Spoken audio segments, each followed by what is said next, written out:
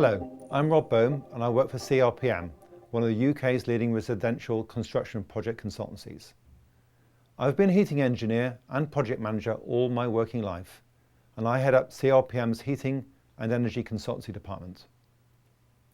CLPM provide heating and energy efficiency advice for homeowners that's 100% independent of manufacturers, suppliers and installers. Our mission is to help you better understand your options so that you can boost the energy efficiency of your home and make it cheaper to run too. Today, I'd like to talk to you about the kind of energy saving measures that are practical and outline what you can do to make a real improvement to the performance of your home. But before I continue, let's step back for a moment and consider why we need to do this.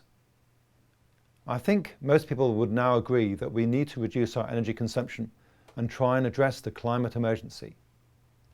But sometimes it is tricky to work out what we can do to play our part. Well, the good news is that we can make a difference. Around a third of the total energy consumed in the UK is used by us, in our homes. The majority of it, around 60%, is used to heat our properties. Then 20% for generating our hot water, and the rest on general things like lighting, cooking and running appliances. As heating is by far the biggest area, reducing the amount of energy used by our heating system is very important.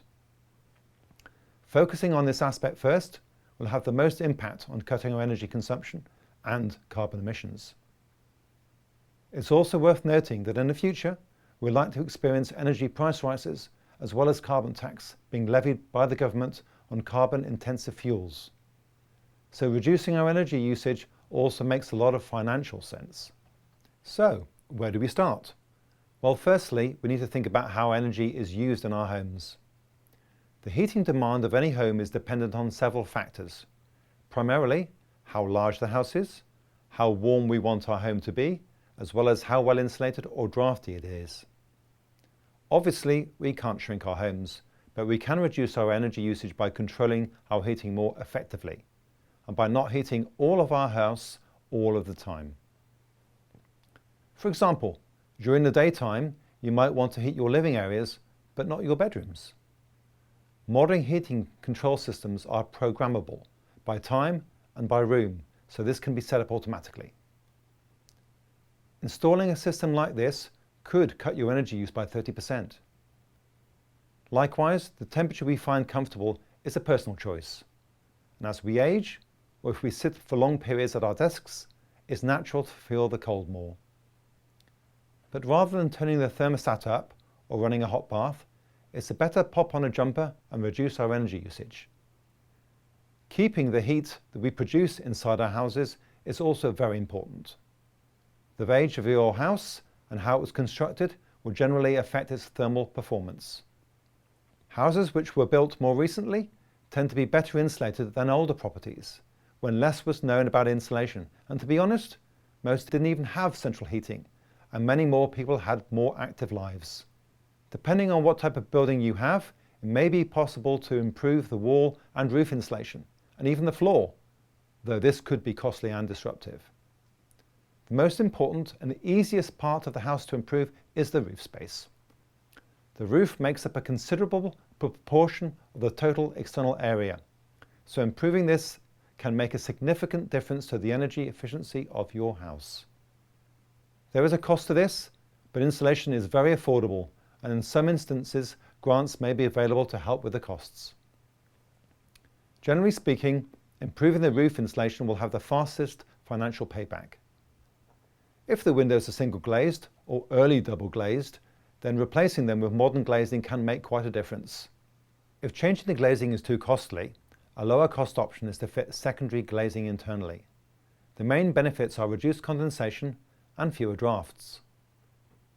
Draft proofing is also very important. Cold drafts can create chilly spots in your home, and they can also reduce the benefits of your insulation. Drafts tend to come from poorly fitting windows and doors, and it's quite easy to check by running the back of your hand along the frames when it's windy. You can reduce drafts by fitting replacement seals, which are simple to fit and inexpensive. Other areas to consider blocking up are redundant air vents, for example for a previous gas fire, but this must be checked by a professional. Sealing around the loft hatch, fitting an internal flap to letterbox are also good measures. If you have a fireplace you don't use, closing the chimney off will cut down on drafts. There are many ways of doing this with some good products on the market. If you have a pet flap which is not required, close it off. If you do need a pet flap, upgrade to a new model which will have a better seal. Double flap types are also available. Of course, we all benefit from letting fresh air into our homes, but by cutting out unwanted drafts, we choose when and how much we let in. Lastly, ensure that your boiler has been serviced and that your heating system is working as well as possible. If the system is not well maintained, sludge builds up within the pipes and radiators. A heating engineer can help you remove all of this and massively improve the efficiency of your system.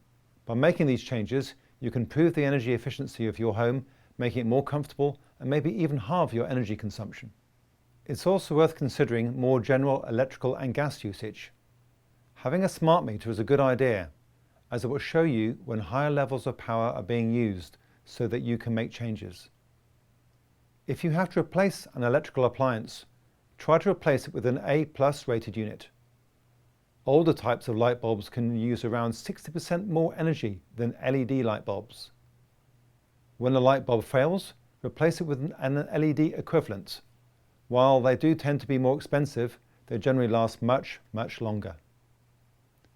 Fitting electricity generating solar panels can be a good option if you have a roof area that is available that's south-facing. The payback period can be up to 10 years at current electrical costs, but as price rises, this will improve. Now, let's move on to the source of your energy. There's a lot in the news about low carbon fuels such as green and blue hydrogen, biofuels and renewable heating technologies such as air and ground source heat pumps.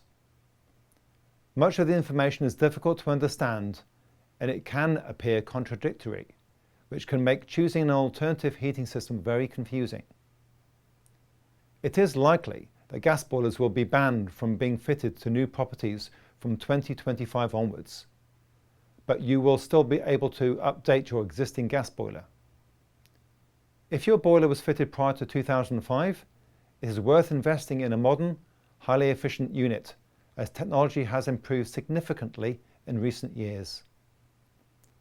Biofuels can be supplied in bottled gas and also potentially for oil boilers and are becoming more available. They will have a reduced carbon footprint versus the traditional fossil fuels, but they are likely to have higher costs per litre. Hydrogen gas may also be an option in the longer term. It burns clean with no carbon dioxide emissions at point of use, but is not likely to be available for some time, as there will need to be a huge investment in the infrastructure. Also, production of hydrogen currently requires significant amounts of energy, which can increase the carbon footprint substantially if we use fossil fuels. Although, it could be zero carbon if producing using renewables such as offshore wind power. Heat pumps, in our opinion, seem to be the best solution. They don't themselves create any carbon dioxide emissions and are regarded as a green heating solution, especially as more and more of our electricity is being produced by renewable sources. But they are not suitable for all houses.